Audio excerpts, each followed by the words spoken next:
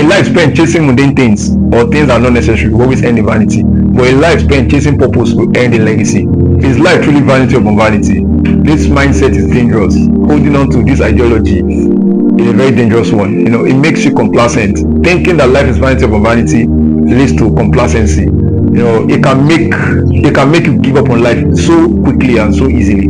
It makes you to settle for less. You don't want to strive for more because you think, what's the essence? Life is vanity upon vanity. When I die, I'm going to leave everything here on earth. But life is not vanity upon vanity. The fact that you lost a loved one doesn't make everything vanity. The fact that you're going to leave this world one day without everything you've acquired doesn't make life vanity. Life is not vanity upon vanity. It's a very dangerous mentality and a very dangerous mindset. Vanity upon vanity is a mentality and a mindset that came from King Solomon in the book of Ecclesiastes chapter 1 and verse 2, where he said life is vanity upon vanity, everything is vanity. But Solomon was speaking from a place of his failure. Solomon was speaking from a place of regret. Solomon was speaking from a place of pain.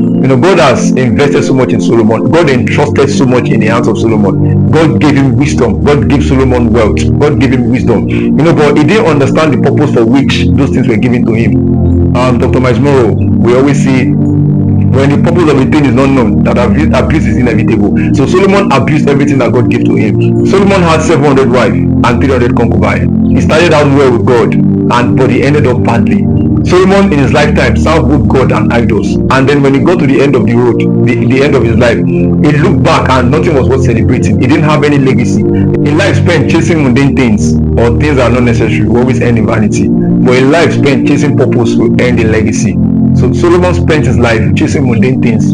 Solomon spent his energy focused on the wrong things, and at the end of the day he had so much to regret. The real vanity is not life. The real vanity was the activities of Solomon. Solomon engaged himself in activities that were not necessary, in activities that were mundane. That was the real vanity in itself, not life in itself. Life is beautiful.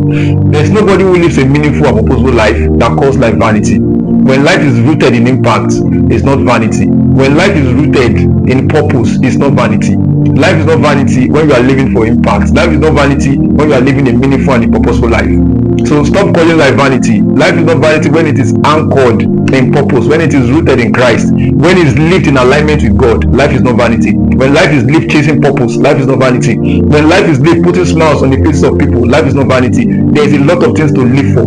King Solomon called life vanity simply because he chased every other thing in his lifetime except the one that actually gave him life. While chasing things, he fell out of alignment with God. At the end of the day, life is about fulfillment. Life is about satisfaction rather than acquisition. Death in itself does not make life vanity.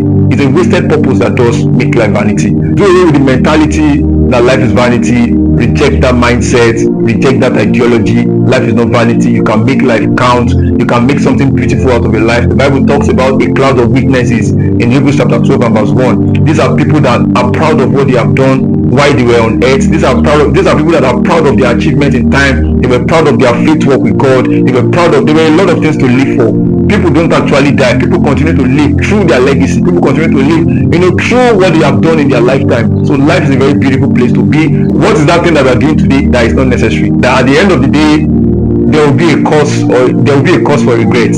Solomon, if given the opportunity to return today, he will not marry 1,000 women. It was part of the reason why he couldn't fulfill purpose. It was part of the reason why he fell out of alignment with God. It was part of the reason why he failed his calling. So he wouldn't gather 1,000 women. You see that some things are not necessary. Some things are not worth the time. Some things are not worth the effort you give to it. Some things are not worth your energy. Some things are not worth your purpose. Those things are not necessary is what counts as vanity. Life in itself is not vanity. When you spend your time chasing things that are mundane, it makes life vanity. But when you chase your time living purposefully or chasing purpose, life beautifully ends in legacy.